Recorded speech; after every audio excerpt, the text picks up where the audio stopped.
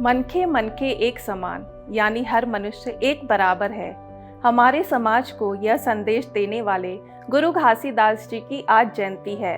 छत्तीसगढ़ के रूढ़िवादी समाज में एक सतनाम रेवोल्यूशन लाने वाले गुरु घासीदास जी का जन्म 18 दिसंबर 1756 में छत्तीसगढ़ के रायपुर जिले में गिरौदपुरी गांव में महंगू दास और अमरौतीन देवी के घर में हुआ। हर साल की तरह आज भी गुरु घासीदास जयंती के अवसर पर पूरे छत्तीसगढ़ में सुबह सुबह प्रभात फेरी निकाली जाती है और महीने भर के लिए गांव-गांव में मड़ई मेले लगते हैं। जिस दौर में समाज में लूटपाट, भ्रष्टाचार, चोरी, डकैती और अंधविश्वास का बोलबाला था, उस वक्त गुरु घासीदास जी ने अपना पूरा जीवन समाज कल्याण के लिए समर्पित कर दिया।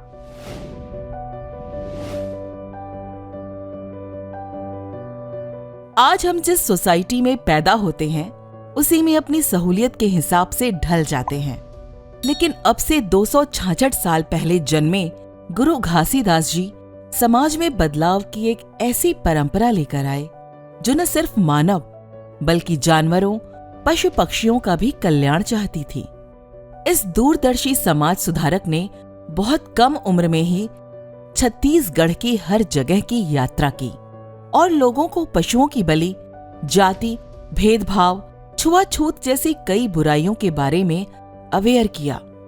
उन्होंने सतनाम पंथ की स्थापना की और रायगढ़ जिले में जिस जगह पर उन्हें ज्ञान प्राप्त हुआ, आज वहां पर गुरु घासीदास पुष्प वाटिका है। सत्य के प्रतीक जैत खंभ के बारे में शायद आपने भी सुना हो। लकड़ी का एक सफेद रंग का लट्ठा जिसके टॉप पर एक सफेद रंग का झंडा है, यही जैत खंभ है जो सत्य और शांति का प्रतीक है। गुरु घासीदास जी की बदौलत दलितों को सतनाम पंथ के नाम से एक नई पहचान मिली। छत्तीसगढ़ के कोरिया जिले में गुरु घासीदास राष्ट्रीय उद्यान बनाया गया है, जो राज्य का चौथा टाइगर रिजर्व है। इसके अलावा इनके सम्मान में 16 जून 1983 को छत्तीसगढ़ में गुरु घासीदास यूनिवर्सिटी भी बनाई गई थी। गुरु घासीदास जी कहा करते थे कि मेहनत की रोटी ही सुख का आधार है, लेकिन आज हम बहुत जल्दी और आसानी से पैसा कमाना चाहते हैं, जिसके लिए हम कई शॉर्टकट या वो तरीके चुनते हैं जो जायज नहीं है।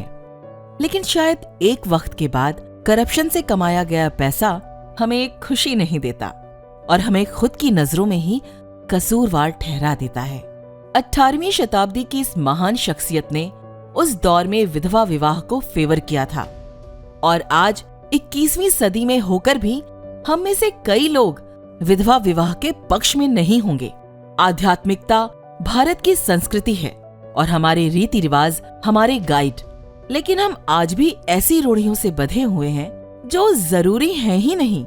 न सिर्फ गुरु घासीदास जी बल्कि हमारे सभी आध्यात्मिक गुरुओं का आज से सालों पहले एक व्यापक दृष्टिकोण था और हम आज भी संकीर्ण विचारों में विश्वास रखते हैं। गुरु घासीदास जी ने तमाम कुरीतियों का विरोध किया, खासकर पशु बलि का, और इसी वजह से उन्होंने अपने सतनाम समुदाय को मांस के सेवन से दूर रहने का संदेश दिया था। लेकिन आज पशु बलि भी समाज के बंटवारे का एक एजेंडा बन चुका है। इतना ही नहीं, आज एनिमल लव के नाम पर कुछ एक जानवर ही ऐसे हैं जिन्हें हम नहीं मारते और उन्हें पालते हैं। गुरु घासीदास जी की तरह हमारे कई आध्यात्मिक गुरुओं ने न सिर्फ हर मानव बल्कि प्रकृति की गोद में रहने वाले हर क्रिएचर, हर जानवर के लिए सहानुभूति रखने का संदेश दिया है। गुरु घासीदास जी ने सन 1836 में निर्वाण पाया, लेकिन उनके विचार आज भी हमें सीख देते हैं। गुरु घासीदास जी का मानना था कि जाति व्यवस्था के कारण ही भारत को लंबे समय तक गुलामी का बोझ ढोना पड़ा है और आज भी यही जात पात हमारे समाज को एक नहीं होने देती। आज भी जाति और अमीरी गरीबी के नाम पर समाज का एक वर्ग लोगों को भेड़ बकरियों की तरह हाँक रहा है। हम आए दिन देश की महान शख्सियतों को याद करते हैं, लेकिन दुर्भाग्य की बात है कि उनके विचारों को अपनाते नहीं। कोई भी जयंती या दिवस मनाना सही है, लेकिन जिस दिन हम उन गुरुओं के दर्शन को समझ गए, उस दिन बनेगा एक नया भारत। घासीदास जी के 7 सिद्धांत केवल सतनाम पंथियों के लिए नहीं, बल्कि पूरी मानव जाति को भक्ति और मानवता का सही अर्थ समझाते हैं।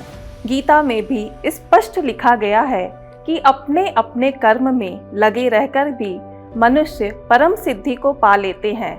घासीदास जी के मनखे एक समान सिद्धांत को याद रखकर प्रत्येक मनुष्य और जानवरों के लिए दया भाव और करुणा रखना भी भक्ति ही है।